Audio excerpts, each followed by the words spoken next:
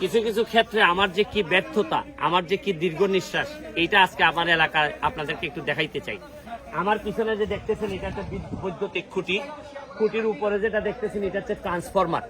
এটা হচ্ছে কি আপনার প্রথম যখন লাইন দেয়া হয় পল্লী বিদ্যুৎ থেকে এটা ফ্রি দেয়া হয়। ফ্রি দেওয়ার পর এটা যদি কোনো কারণে নষ্ট হয় অথবা চুরি হয় তাইলে পল্লী বিদ্যুৎ 50% টাকা দেয়, আর বাকিটা হচ্ছে কি এখানে যারা গ্রাহক আছেন এই ট্রান্সফরমারের অধীনে তাদেরকে এই টাকা পরিশোধ করতে হয়। কিন্তু দ্বিতীয়বার যদি চুরি হয় অথবা নষ্ট হয় এই ক্ষেত্রে পুরা টাকাটাই গ্রাহকের দিতে হয়।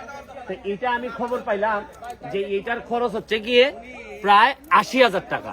কিন্তু এখানে যারা আছেন যে মিটার গ্রাহক তারা সবাই হচ্ছে গিয়ে শীল সম্প্রদায়ের, তারা চুল কাটেন বা এই ধরনের, তাদের ইনকাম 80,000 টাকা দেওয়ার মতো অবস্থা নাই।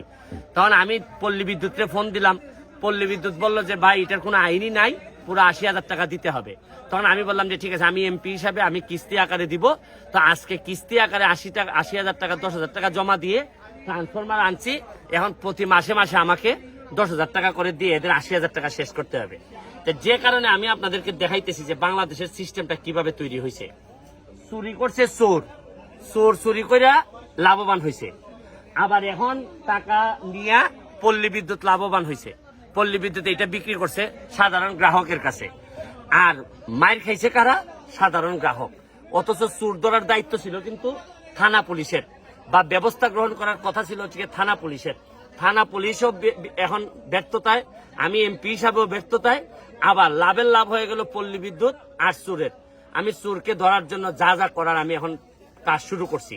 কিন্তু কিভাবে মানুষ বিভিন্ন এলাকায়, এই এলাকায় নাকি এই গত কিছুদিনে প্রায় 15 থেকে 20টা ট্রান্সফরমার চুরি হয়েছে। এখন বুঝেন, এক তো ক্যাপাসিটি চার্জ, তার উপর আবার এখন ট্রান্সফরমারের চুরি হওয়ার জন্য চার্জ।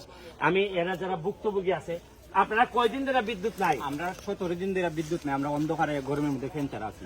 আর এইটা আগেরটাও 50% দিচ্ছেন? যে আগেটা আমরা 25-26 হাজারের মতো দিয়ে আনছিলাম, দিয়ে আনছিলেন। এবার তো অবস্থা খারাপ হবে। এবার এমনিতে দুর্যোগ, হ্যাঁ, জিনিসপত্র দাম বেশি, হ্যাঁ, আমরা ইনকাম সোর্স কম, হ্যাঁ, যার কারণে আনতে পারছি না। আপনার শরণাপন্ন হয়েছি, আপনি দেওয়া আমরা চিরকৃতজ্ঞ। এখন আপনি দেখেন যে আমার এই পুরা হাইকোর্টের ইনকামের টাকা নিয়ে আইসা কিস্তি করে দিব এই যে ট্রান্সফরমারের, কারণ ট্রান্সফরমারের জন্য কোনো বরাদ্দ সরকারি ভাবে নাই। আর আমি শুধু আপনাদের সামনে একটা জিনিস তুলে ধরলাম যে আমাদের সিস্টেমটা এমন ভাবে রেডি করা যাতে সব সময় কষ্ট হবে, নিম্ন